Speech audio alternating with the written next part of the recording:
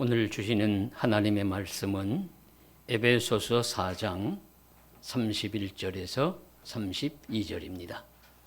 너희는 모든 악독과 노함과 분냄과 떠드는 것과 비방하는 것을 모든 악의와 함께 버리고 서로 친절하게 하며 불쌍히 여기며 서로 용서하기를 하나님이 그리스도 안에서 너희를 용서하심과 같이 하라. 아멘. 이사야 55장 7절. 악인은 그의 길을, 불의한 자는 그의 생각을 버리고 여호와께로 돌아오라. 그리하면 그가 긍휼히 여기시리라. 우리 하나님께로 돌아오라. 그가 너그럽게 용서하시리라. 아멘. 2025년도가 벌써 지난 해가 되었습니다. 지난 한 해에 우리 한국 사회의 10대 뉴스가 아니고 한국 교회의 10대 뉴스를 말씀을 드린다면 국민일보에 의하면 이런 것들이 들어 있습니다. 첫 번째가 선교 140주년을 맞아서 동반자 선교로 전환하였다 하는 것입니다.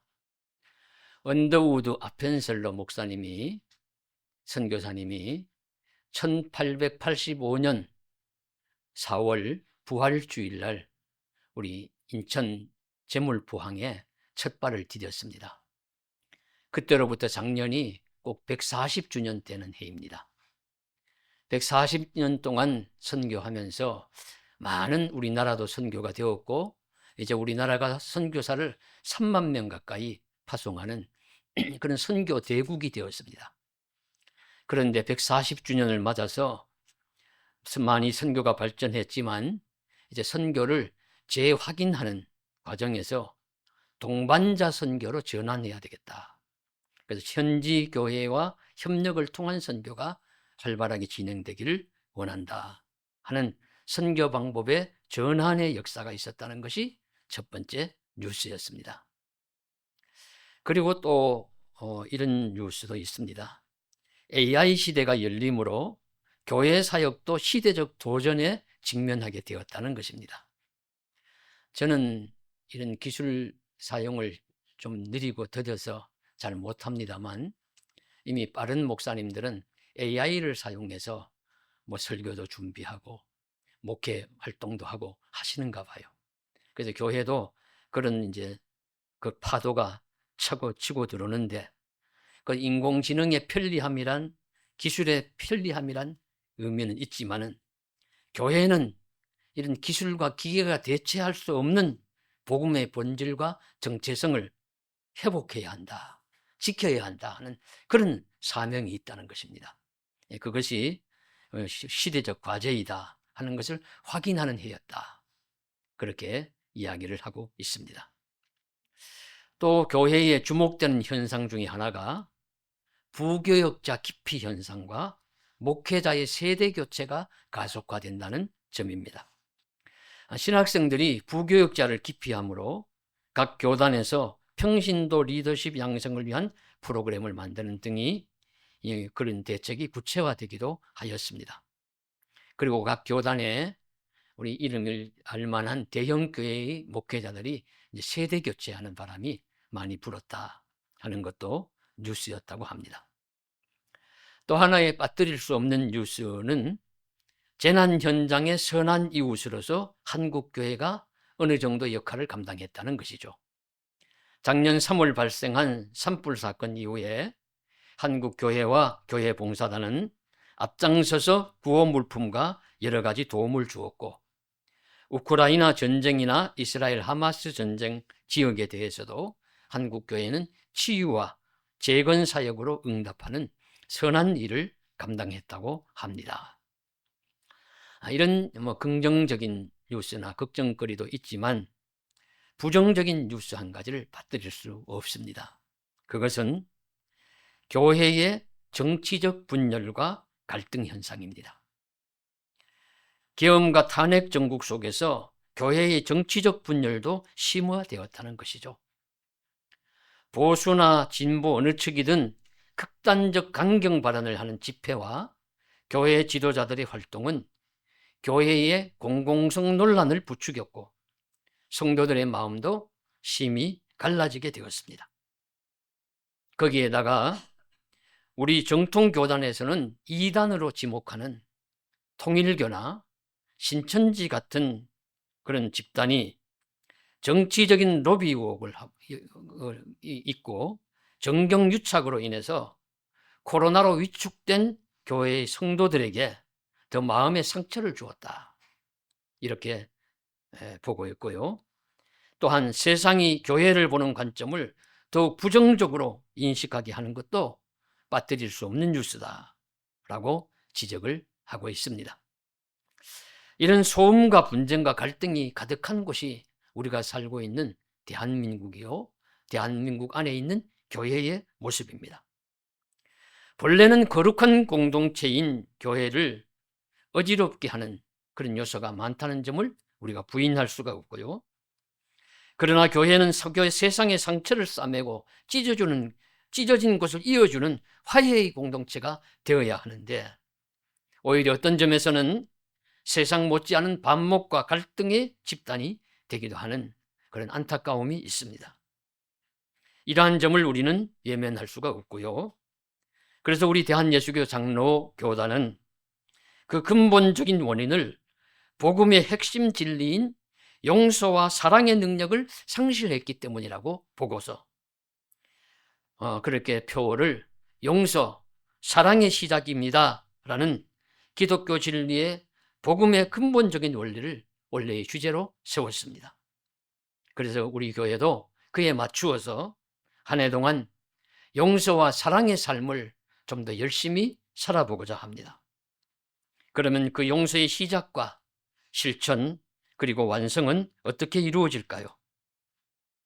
첫째는 용서의 시작은 나의 회개, 우리의 회개에서부터 시작이 됩니다. 우리가 함께 읽으신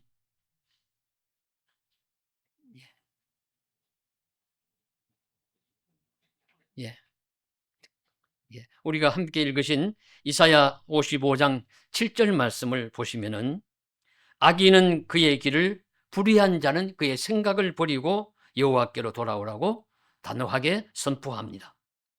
이 말씀은 삶의 방향을 전환하는 것이고 회개를 촉구하는 말씀입니다. 내가 그동안 옳다고 믿어왔던 길을 돌아보고 나의 경험과 기준으로 쌓아 올린 생각의 벽을 허물고 하나님 앞으로 나아가서 그 하나님의 뜻에 나를 복종하는 전인격적인 항복 선언을 해야 한다는 것입니다.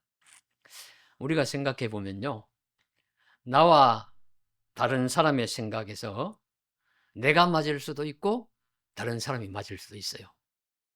내 생각이 항상 옳은 것도 아니고 항상 틀린 것도 아니고, 또 다른 사람의 생각만이 항상 옳은 것이나 틀린 것은 아닙니다. 그것은 이제 그 분야마다 또 때마다 항목마다 내가 맞을 수도 있고 다른 사람이 맞을 수도 있고, 내가 틀릴 수도 있고 다른 사람이 틀릴 수도 있어요. 상대가 틀릴 수도 있죠. 그러나 하나님과 나를 비교하면 내 생각보다 하나님의 생각이 반드시 옳습니다. 그래서 이어지는 이사야 55장 8절 9절 말씀에서는 이렇게 말씀하십니다. 이는 내 생각이 너희 생각과 다르며 내 길은 너희의 길과 다름이니라. 여호와의 말씀이니라. 이는 하늘이 땅보다 높음같이 내 길은 너희의 길보다 높으며 내 생각은 너희의 생각보다 높음이니라. 하나님의 생각과 우리의 생각이 다르고 하나님의 생각과 길이 우리보다 더 높고 완전하다는 말씀이죠. 바로 이 사실을 이사야 선지자를 통해서 우리에게 말씀해 주시고 있습니다. 그런데 이 두 구절 사이에 조금 먼저 나오는 이제 이사야 55장 7절 하반절의 말씀이 은혜의 말씀입니다. 자, 전반절에 이렇게 말씀드렸죠. 악인은 그의 길을, 또 악인은 그의 길을 버리고 불의한 자는 그의 생각을 버리고 여호와께로 돌아오라, 그렇게 말씀했는데 하반절에는 그리하면 그가 긍휼히 여기시리라. 우리 하나님께로 돌아오라. 그가 너그럽게 용서하시리라. 그렇게 말씀하세요. 그래서 이 말씀은 돌아오는 자를 외면하지 아니하신다. 박절하게 대우하지 아니하신다. 내쫓지 않으시고 거절하지 아니하신다. 맞아주시고 안아주시고 너그럽게 용서해 주신다 하시는 말씀입니다. 이것이 돌아오는 우리를 맞아주시는 하나님 아버지의 모습입니다. 그러니까 우리가 돌아갈 때는 걱정 염려하지 않아도 돼요. 돌아갈 때 아이고 날 다시 외면하면 어떡할까, 박절하게 대접하면 어떡할까, 그런 생각 안 하셔도 된다는 거죠. 바로 이 모습을 잘 말씀해 주시는 비유가 가장 유명한 비유 말씀인 누가복음 15장의 탕자의 비유에서 아버지의 모습입니다. 이 탕자가 참 불효막심한 자식이잖아요. 이스라엘 그 관습에서는 살아있는 아버지에게는 유산을 요구하지 못한대요. 그러면 아버지 죽어도 좋습니다 라는 뜻이라고 합니다. 그래서 유산을 요구하지 못하는데 이 탕자는, 둘째 아들은 아버지에게 내게 줄 분깃 내게 주시오 요구합니다. 그리고는 그것을 받아가지고는 다른 나라로 가서 자기 마음대로 허랑방탕하며 다 탕진해버리고 말았습니다. 그런 거지가 되고 말았어요. 거지가 되고 나서는 고생을 하다가 뭐 줄여 죽을 것 같으니까 아이고 내 아버지 집에 가면은 먹을 것은 많은데 줄여 죽지는 않은데, 그래가지고 부끄럽지만 발길을 돌려서 아버지께로 옵니다. 이때 아버지가 그를 어떻게 대접하십니까? 안아주시고 목을 끌어안고 손에 가락지를 끼우고 좋은 옷을 입히고 발에 좋은 신발을 신기고 송아지를 잡아서 큰 잔치를 벌여서 성대하게 환영합니다. 이게 하나님 아버지의 모습이라는 겁니다. 죄인이 돌아올 때, 우리가 돌아올 때 맞아주시는 하나님 아버지의 모습이 바로 이 모습이라는 것이죠. 그러니까 우리가 돌아갈 때는 염려하지 않아도 돼요. 날 박절하게, 냉혹하게, 냉담하게 대우하실까 봐 걱정 염려 안 하셔도 됩니다. 하나님은 돌아오라. 그리하면 그가 긍휼히 여기시리라. 우리 하나님께로 돌아오라. 그리하면 그가 너그럽게 용서하시리라. 이 말씀대로 하신다는 것입니다. 그래서 예수님께서 탕자 비유를 말씀하시면서 이 이사야 55장 7절 말씀을 기억하셨음이 틀림이 없습니다. 그러시면서 아버지께로 돌아가면 된다. 그는 널리 용서해 주실 것이다. 그렇게 분명하게 우리가 기억할 수가 있습니다. 너그럽게 용서하신다는 것은 풍성하게 차고 넘치도록 용서의 크기가 매우 크다는 것을 의미합니다. 가뭄으로 갈라진 논바닥에 소낙비가 내리면 해갈이 되듯이 그렇게 충분하게 용서하신다는 뜻이죠. 우리의 주홍같이 붉은 죄가 양털같이 되고 진홍같이 검은 죄가 흰 눈처럼 깨끗하게 되는 역사가 나타날 것입니다. 그래서 칼바르타라는 신학자는 하나님의 용서는 인간의 조건이나 자격에 근거한 것이 아니라 하나님의 절대적이고 주권적인 은혜라 설명했습니다. 이것은 우리가 누군가를 용서하는 것은 내가 용서한다는 결심의 차원이 아니고 하나님께서 이미 나를 용서하시고 받아주셨다는 것에 대한 믿음의 응답입니다. 그러므로 우리가 할 수 있는 것은 하나님의 은혜 앞에 두 손 들고 나가는 것입니다. 십자가 앞에 항복하며 나가는 것입니다. 십자가의 용서를 받은 자로서 그 용서를 돌려주는 행위가 바로 형제에 대한 용서요, 이웃 사랑의 시작이고 출발점입니다. 자연인으로서 나는 할 수 없지만 믿음의 사람으로서, 성도로서, 은혜 받은 십자가 앞에 살아가는 사람으로서는 용서할 수가 있다 하는 것입니다. 본래의 나는 용서할 수 없어요. 우리는 용서할 수 있는 넓은 마음을 가진 존재가 아닙니다. 우리는 죄인입니다. 우리는 용서를 먼저 받은 그 용서를 우리 하나님 앞에서 깨닫고 이웃을 용서할 수 있는 마음과 사랑이 십자가 사랑이고, 이런 십자가 앞에서 회개와 그로 인한 하나님의 용서를 받은 은혜가 나를 용서할 수 있는 사람으로 가능하게 만들어줄 수 있을 줄로 믿습니다. 그런 은혜가 함께 하시기를 간절히 소망합니다. 용서의 시작이 나의 회개라면 용서의 실천은 내 마음의 공간을 용서의 대상에게 내어주는 것입니다. 이제 오늘 신약 성경 말씀으로 돌아오시죠. 에베소서 5장 30절, 31절의 전반부를 보십시오.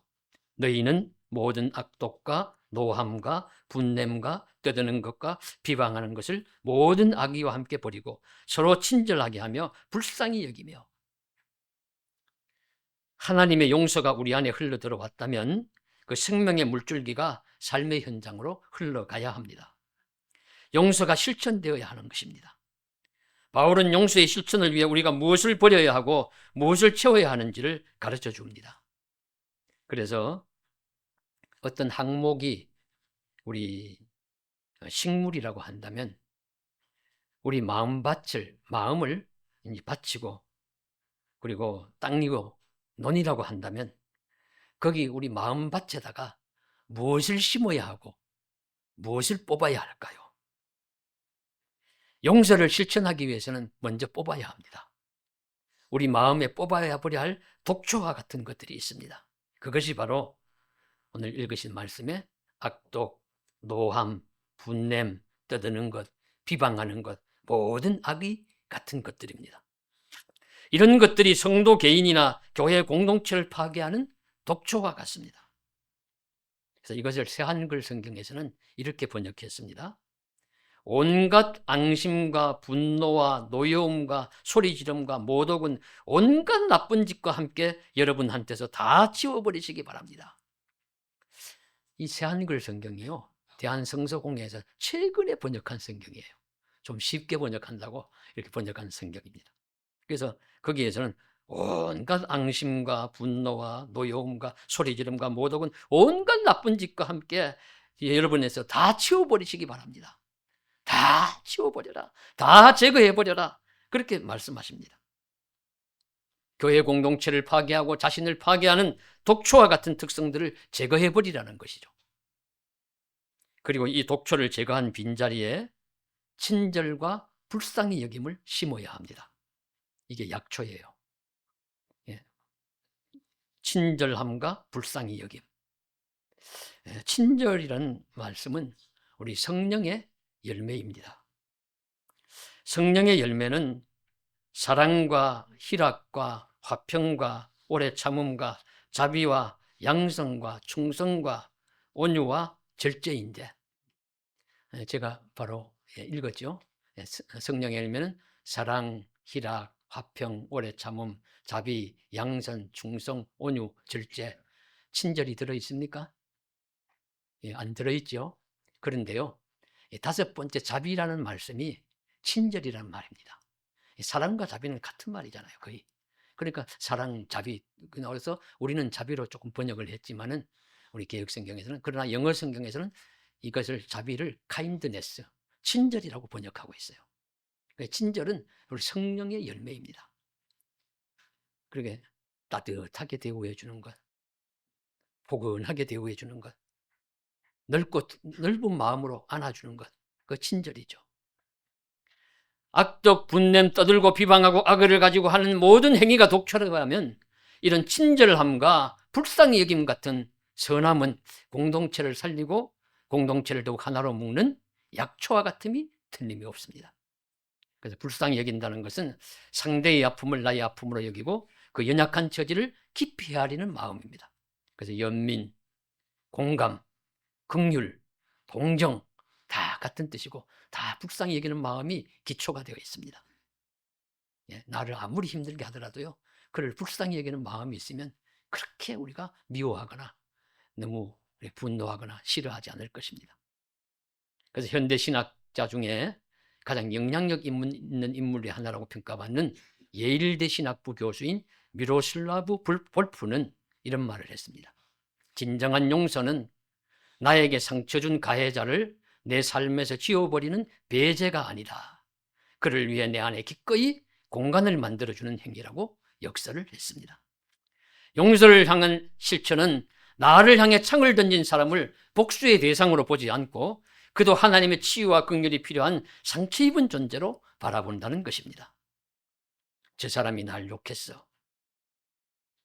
그는 나에게 화살을 날리고 나에게 창을 던졌어. 나를 상처를 입혔어. 도저히 저런 자하고는 나는 용서할 수가 없어. 함께 살아갈 수가 없어. 원수야. 이렇게 하는 것은 배제하는 것입니다. 그런데 배제하는 것이 아니라 오히려 내 마음의 한 자리를 내어주고 그도 긍휼히 여기며 함께 살아가고자 하는 마음 결단이 바로 불쌍히 여기는 마음, 용서하는 마음입니다. 그리고 이것이 용서를 구체적으로 실천하는 길이다 라고 가르쳐 줍니다. 에이, 사람이 어찌 그럴 수 있어. 못하지. 한 대 맞으면 한 대 아니라 두 대를 때려줘야 되고, 한 번 욕을 얻어먹으면 두 번 내는 욕을 해야 직성이 풀리는 는데 어떻게 그게 가능해? 사람이 어떻게 가능해? 라고 생각하실 수도 있지만, 내가 못한다고 다른 아무도 못할 것이라고는 생각지 마십시오. 하는 사람들이 있습니다. 이런 용서를 하는 사람들이 있습니다. 우리 성경의 대표적인 인물 중에 하나가 요셉이죠. 창세기의 요셉이 어릴 적에 형들에게 따돌림을 받습니다. 왕따를 당하지만 어려서 잘 몰라요. 그런 줄. 아버지 사랑을 많이 받기 때문에. 그래서 형들이에게 아버지가 뭐 좀 다녀와라. 그 들판에서 양을 치느라고 고생하지 않느냐. 요셉은 좋아가지고 기뻐가지고 형들에게 막 달려가는데, 형들은 요셉 오는 걸 보고 저놈 꿈꾸는 자 온다. 죽이자. 그래서 웅덩이에 던져 넣었는데 마침 물이 없는 웅덩이라 살았어요. 그래서 유다가, 넷째 형인 유다가, 아이고 죽일 것까지 뭐 있느냐, 죽이려니 우리가 팔자. 그래가지고 그 돈을 받고서는 그 이방인 상인, 미디안 상인들에게 팔아버립니다. 팔려가지고 종이 되어가지고 노예가 되어가지고 애굽으로 갔어요. 성경에서는 고생하는 장면이 많이 안 나옵니다만 실제는 얼마나 많이 고생했겠습니까? 욕도 먹고 매도 맞고 들리지 않을 들을 소리도 듣고 고생도 하고, 그렇게 이제 큰 고생을 하고 옥에까지 가지요. 억울한 유명을 쓰고서. 감옥에 가는 것도 뭐 그냥 갔겠습니까? 매도 엄청나게 맞았을 것이고 뭐 구중도 엄청나게 듣고서는 갔을 거예요. 그럴 때 무슨 생각을 하겠어요? 두고 보자. 이게 다 형들이 날 팔아서 내가 이렇게 된 거야. 만일에 내가 살아서 형들 다시 만나면 내가 절대로 용서하지 않을 것이야. 이렇게 생각하는 것이 보통 사람의 마음이죠. 그런데 요셉은 어떡합니까? 예, 총리 대신이 되고 저 그냥 가난하고 연약한 존재인 형들이 양식을 사러 해서 온 이방인들로서, 애굽에 온 이방인들에 불과하지요. 히브리인들로서 오는 것을 바라보고서는 어떻게 합니까? 용서합니다. 원수를 갚을 기회가 있었음에도 용서합니다. 두려워하지 마시오. 무서워하지 마시오. 우리 가족을 살리려고 하나님이 나를 먼저 이곳에 보내신 것입니다. 당신들이 날 판 게 아닙니다. 이렇게 위로하면서 자신의 마음에 빈자리를 내어주고 기꺼이 긍휼과 사랑의 삶으로 용서를 합니다. 이런 삶을 살아가는 자들도 있다는 겁니다. 창끝이란 선교 영화의 주인공들을 보십시오. 신라라고 하잖아요. 아마존의 에쿠아도르 아우카족 미전도 종족을 전도하다가 그 원주민들의 창에 찔려 죽은 짐 엘리엇을 비롯한 5명의 젊은 선교사들이 있었습니다. 선교지로 가서 선교하러 갔다가 그들이 던진 창에 찔려가지고 죽고 말아요. 이 소식을 들은 그 가족들 얼마나 고통스럽고 참 젊은 나이에 남편을 잃고 오빠를 잃고 힘들고 어려웠겠습니까? 그런데 그들이 다시 짐 싸들고 그 족속으로 들어가요. 들어가서는 사랑과 참 따뜻한 섬김으로 그들을 끝까지 섬깁니다. 그 종족들의 만문이 열려서 믿음으로 승리하는 것이죠.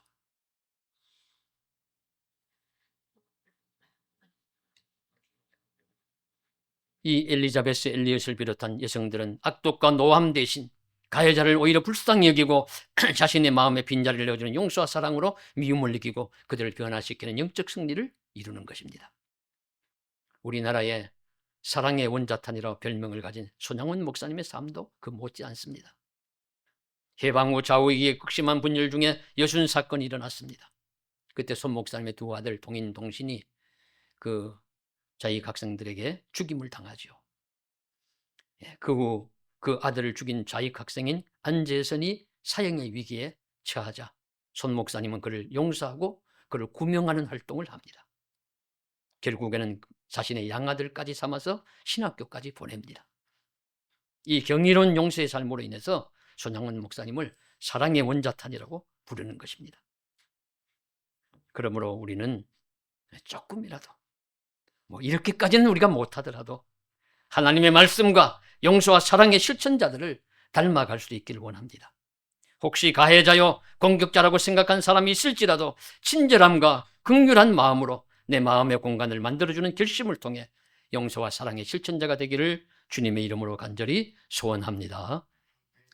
셋째로, 시작하고 실천하면 완성을 보아야죠. 용서의 완성은 예수님의 십자가 사랑을 본받을 때 가능합니다. 오늘 말씀의 32절 하반절을 보시면 서로 용서하기를 하나님이 그리스도 예수 안에서 너희를 용서하심과 같이 하라. 서로 용서하기를 하나님이 그리스도 예수 안에서 너희를 용서하심과 같이 하라. 용서의 기준이 무엇입니까? 하나님이 너희를 용서하심과 같이. 하나님이 날 얼마나 많이 크게 용서해 주셨는지를 우리가 먼저 알면은, 그 용서함 받은 걸 알면은 내가 이웃의 형제의 잘못과 허물을 용서하지 못하겠느냐 하는 그런 뜻이죠. 그래서 이 직접적인 비유 말씀이 예수님의 1만 달란트와 100데나리온 빚진 자 비유입니다. 이게 용서에 대한 비유예요. 1만 달란트 빚진 자가 누구냐? 납니다. 저인데요. 1만 달란트라는 것은 한 달란트가 6,000데나리온이라고 하니까 큰 돈입니다. 한 달란트가. 근데 그게 10,000달란트니까 이건 어마어마한 액수예요. 헤아릴 수 없는 큰 빚을 졌는데 그거 그저 주인이 다 임금이 용서해 주었어요. 용서한다, 탕감한다. 너 갚을 수 없지. 내가 다 안 받으마. 그렇게 했는데 그 용서를 탕감함을 받은 내가 나가다가 보니까 내인데 100데나리온 빚진 자를 만났어요. 내 돈 내놔라. 멱살을 붙들고. 그러니까 아이고 돈이 없으니까 좀 참아주게. 내가 갚을 테니까 날 좀 참아주게. 참아줄 수 없어. 용서할 수 없어. 너 같은 놈은 맛 좀 봐야 돼. 하면서 관가로 데려가서 그냥 고소해가지고 감옥에 넣도록 가도록 하는, 그렇게 만드는 처신을 하는 것이 나라라. 이런 말씀을 하시면서 이렇게 큰 용서를 받았으면서 형제 이웃의 작은 것을 용서하지 못하는 그 모습에 대해서 교훈하시고 책망하시는 말씀입니다.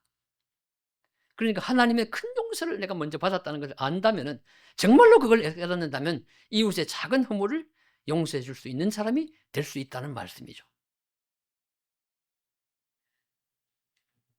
저는, 너는, 저는 우리 모두를 가리키는 말씀 아니겠습니까? 그러니 하나님이 예수 그리스도를 통하여 나의 허물과 큰 허물과 죄를 용서해 주셨는지를 기준으로 삼는다면 나도 이웃의 형제의 허물과 죄를 용서하지 못할 것이 있겠습니까? 그러므로 그리스도께서 나에게 하신 것 같은 용서를 우리가 한다면 우리는 내 이웃을 진정으로 용서하는 자가 될 수가 있을 것입니다. 그리고 어떻게 용서할까요? 용서의 방식은 무엇이 있을까요? 서로라는 말씀이 나옵니다. 오늘 말씀이 보시면 서로 친절하게 하며 불쌍히 여기며 서로 용서하기를, 서로 용서는 서로 같이 해야 된다는 뜻이죠. 나만 하고 상대는 안 한다면 온전하지 않다는 의미도 있습니다. 현실적으로 용서가 어려운 이유 중에 하나가 서로가 안 된다는 뜻이 되겠습니다. 나만 용서하면 나만 손해 아닌가 하는 것이죠. 그러면 서로 용서가 어떻게 가능할까요? 둘이 만나가지고 자, 우리 같이 용서하자. 내 용서한다고 할 때가 너도 틀림없이 그렇게 이야기해. 난 너를 용서해. 서로 딱 이야기한다고 되겠습니까? 그렇게 합의를 볼 정도면 이미 마음의 용서가 되어서 풀어진 것이니까 사실 그렇게 말할 필요도 없겠죠. 억지로 그렇게 안 됩니다. 어렵습니다. 서로가 어렵습니다. 그래서 이 서로라는 말을 저는 먼저라는 말로 바꾸어야 한다고 봅니다. 그래도 무방하다고 보여집니다. 먼저 불쌍히 여기고, 먼저 용서하고, 먼저 사랑해라. 그리스도께서 하나님이 그리스도 안에서 너희를 용서하신 것 같이 먼저 용서하라 하는 말씀으로 이해해야 할 것입니다. 연초가 되니까 명사들의 새해 인터뷰가 나옵니다. 한 방송에 보니까 신앙 시인인 이혜인 수녀를 인터뷰하면서 진행자가 물었어요. 수녀님은 새해에 어떤 결심이 있습니까? 그러니까 그녀는 먼저 웃고 먼저 사랑하려고 해요 라고 대답했습니다. 그러자 진행자가 아이고 그러면 손해보는 것 같지 않나요? 그렇게 물으니까 예, 좀 손해보고 살려고요. 바보처럼 살려고요. 라고 대답하는 것이었습니다. 이것이 바로 그리스도인의 용서의 방식입니다. 먼저 웃고 먼저 사랑하고 먼저 용서하는 것입니다. 상대방이 먼저 사과하기 기다리고 먼저 변화하기를 기다리는 것은 세상의 방식이고 그래서는 용서가 안 됩니다. 용서할 수 없어요. 그리스도의 방식은 내가 먼저 다가가서 용서와 화해의 손을 내미는 것입니다. 물론 쉬운 일이 아닙니다. 그야말로 바보라는 소리를 들을 각오도 해야 합니다. 내 자존심이 십자가에 못 박히는 경험을 할지도 모릅니다. 상대가 그것을 이용하여 오히려 나를 더 곤경에 빠뜨릴지도 모릅니다. 그러나 성도 여러분, 우리가 이 어려운 십자가의 길을 선택할 때 예수님은 용서의 삶을 우리가 따라 살 수 있고 비로소 미움의 사슬을 벗어날 수가 있습니다. 참된 자유를 경험하게 될 것입니다. 그러면서 우리의 공동체가 세상이 감당할 수 없는 사랑과 생명의 공동체로 거듭나게 될 수 있을 줄로 믿습니다. 사랑하는 성도 여러분, 우리 새해 첫 주일 이 시간 우리의 마음을 조용히 들여다봅시다. 아직 용서하지 못하는 미움과 질시의 빗장을 풀어놓지 못한 채 살아가고 있지는 않은지요. 미움과 분노라는 마음의 감옥에 갇혀 살지는 않습니까? 이 시간 우리의 원망과 분노를 주님의 십자가 앞에 가져가기를 원합니다. 그리고 기도하기를 원합니다. 주님, 저는 할 수 없지만 십자가 은혜로 저를 붙들어 주시고 용서하고 사랑할 수 있는 자로 만들어 주옵소서. 십자가 은혜로 용서할 수 있는 힘과 용기를 주시옵소서. 이같이 내가 먼저 손 내밀고 내가 먼저 마음을 열 때 비로소 미움과 원망의 뚝이 무너지고 화해의 사랑의 관계, 화해와 사랑의 공동체가 될 것입니다. 나아가 이 땅에 하나님의 나라가 밝아오는 광경을 체험할 수도 있을 것입니다. 이런 용서와 사랑의 사도들이 되시기를 주님의 이름으로 간절히 축복합니다. 기도드리겠습니다. 사랑하는 하나님, 미움과 원망과 분노를 내려놓고 사랑과 평강과 은혜를 전달하는 통로가 되게 하여 주옵소서. 나는 할 수 없지만 십자가 은혜로 저를 붙들어 주옵시고 용서하고 사랑할 수 있는 자로 만들어 주옵소서. 십자가 은혜로 용서할 수 있는 힘과 용기를 더하여 주시옵소서. 이 어려운 과제를 이 올 한 해는 많이 실천할 수 있는 믿음의 사람들이 되게 하여 주시옵소서. 도와주실 줄 믿습니다. 사랑해 주시길 원합니다. 예수님 이름으로 간절히 기도드리옵나이다. 아멘.